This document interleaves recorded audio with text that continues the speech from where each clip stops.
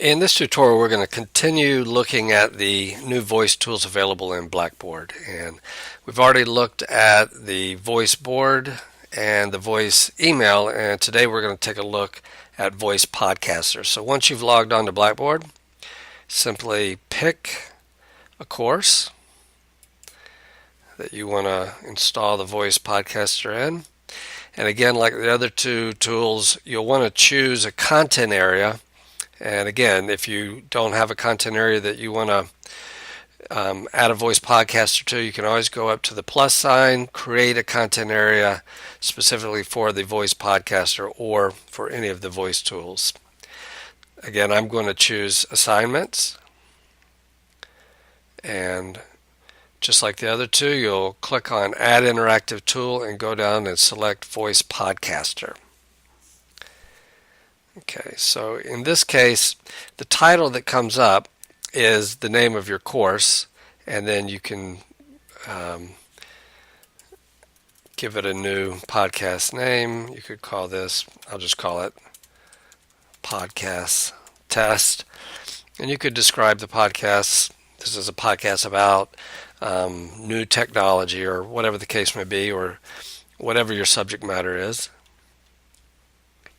Then under settings, you have fewer settings than you did in the other two tools, but one is to allow students to post to the podcast, and that might be a good selection to make if you want some interaction. If you simply want to create the podcast for yourself and have your students consume the podcast, then you could leave that unchecked. Probably leave that unchecked for right now.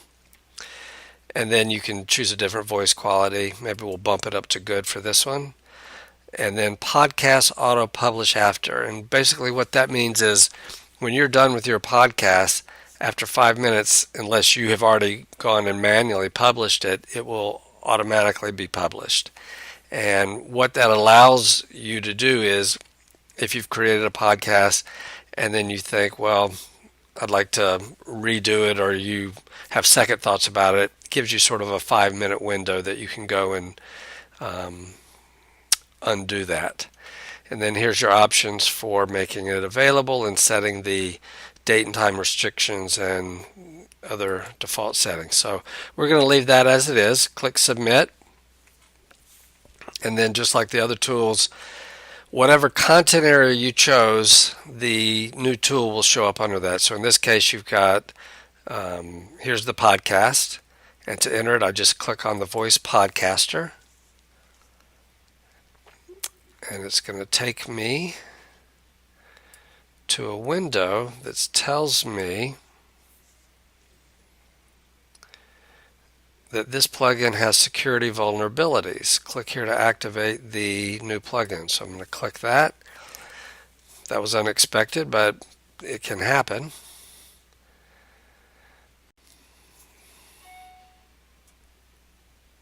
And so here's our new podcaster window. Okay, so if I want to click on New, I can give this a subject and say New Tech Tools for, say, 2013.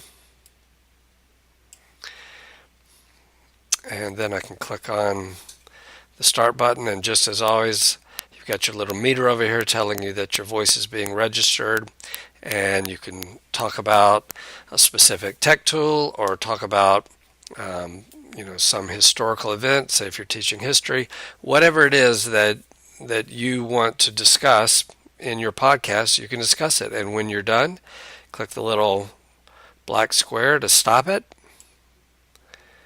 and then click Post, and there it is. And if I click on that, down here, I can click on the green arrow to click on the Start button, and just as always, you've got your little meter over here telling you that your voice is being registered, and it plays back my podcast. So at that point, the podcast is available, and for students, they can come in and they can click on the subscribe button, They can consume this through an RSS feed. If you have Microsoft Outlook, you can consume podcasts through Outlook. You can also consume them through iTunes and things like that. So that is a very simple tool to set up, and hopefully you can get some good use out of this. Now, just to give you some ideas on how you might use your podcast, I have opened up a website here. It's called Open Culture, and this is the top 25 educational podcasts in iTunes. And this can give you some ideas. For instance, Coffee Break Spanish, Grammar Girl's Quick and Dirty Tips for Better Writing. That sounds like a good one. We've got French Pod Class. We've got Italian, LearnItalianPod.com, Japanese, German, LSAT Logic for Everyday Life. Here's one that I actually subscribe to, TED Talks. If you are familiar with the TED conferences, they have a lot of great talks about education and other really interesting topics. So you can subscribe to all of these. Here's one on Russian, another one on Japanese. So these are people that actually are producing podcasts that anyone on the internet can consume via iTunes or a web feed, or in this case you could even go to their website and consume it that way. But this is an extremely easy way to consume information. And one of the things people always ask is, how can I integrate technology more in my classroom? And one of the things that I always stress is that if you want to integrate technology in your classroom, then provide content that can be consumed with tools that people have already integrated into their daily lives. iPhones, smartphones, Android phones, iPads, things like that. These are things that people use and carry with them all the time. So if you're producing information, it's not to say that all of your class has to be produced this way, but if you can produce just a slice of your class in a way that can be consumed via an iPhone or an iPad, it could just be assignments or just little help files or anything. These are ways that you can make connections to your students in using a tool that they have already integrated into their life, and it will make it easier for you to maybe get them using other tools as well. Here's an example of one of those different podcasts, Coffee Break Spanish. These guys have a whole section on learning Spanish in these short little 5 to 15 minute chunks of time, and you can view them in iTunes, as I've indicated. Here's an example. I have my iTunes up here, and if I go down to my podcast, you can see here's the Coffee Break Spanish, and you can, let's see, if we click on this. This is a short message from Radiolingua to update you on developments and to send all our listeners around the world our warmest wishes for the festive season. And we'll just stop that there, but you get the idea. So they do announcements, and the podcast is actually a little longer than that, obviously. After the announcements, they'll go into and they'll teach you how to say hello in Spanish, and they just take a little topic each day and teach you something new. Here's one on just vocabulary for people who teach, say, vocabulary. Hello, everybody, and welcome to JustVocabulary.com. This is show number 587, and in this episode, we'll introduce the following two words: indigent, and savory. My name is Jan, coming to you from Cape Town, South Africa. Let's get started with our first word: indigent. The United Nations has a history of helping indigent countries through humanitarian and economic programs. Okay, so there's a little slice of the Just Vocabulary podcast. And again, this guy takes a couple words each day and introduces them to his listeners. He breaks the words down, uses them in context, and just helps people learn words in a natural way by hearing it used and explaining different things about it. It's a very simple concept, but this guy has a lot of subscribers. Here's an example of the TED Talks. Here's all kinds of interesting topics that you can subscribe to.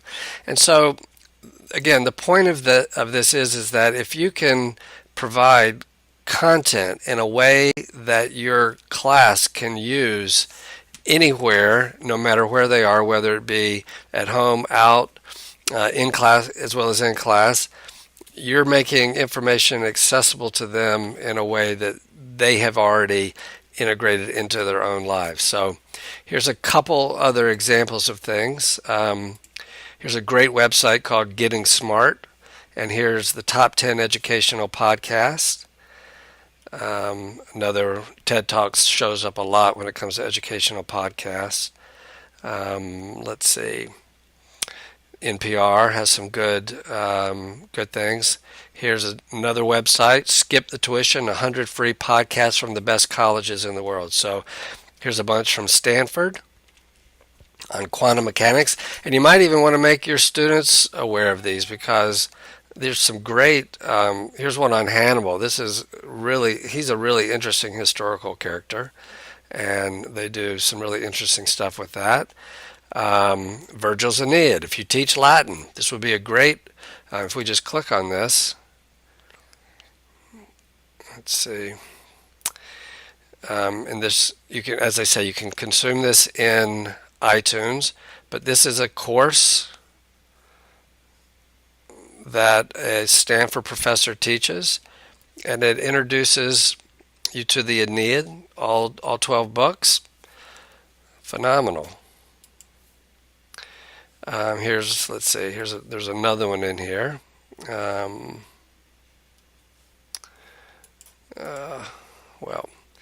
Let's back up. So there's courses from Stanford, there's courses from UC Berkeley, MIT, and so I'm sure, and Duke. I mean, there's tons of courses here. And again, the point is to show you that this isn't just some educational fad. Lots of very interesting colleges, universities, and professors are making their content available via podcasts. And it's just a great way to not just connect with their students, as I say, in ways that their students are already using technology in their life, but it's a great way to share your information with a lot of different people. So there might be a lot of people outside of your class that would be interested in this. So hopefully that'll give you some ideas on how you can use podcasts. And again, I hope you found this helpful. If you have any questions about setting up a podcast or want to kind of bounce around some ideas on how you might use it in your own class, again, I'm always available and happy to help. So I will talk to you later. Thank you.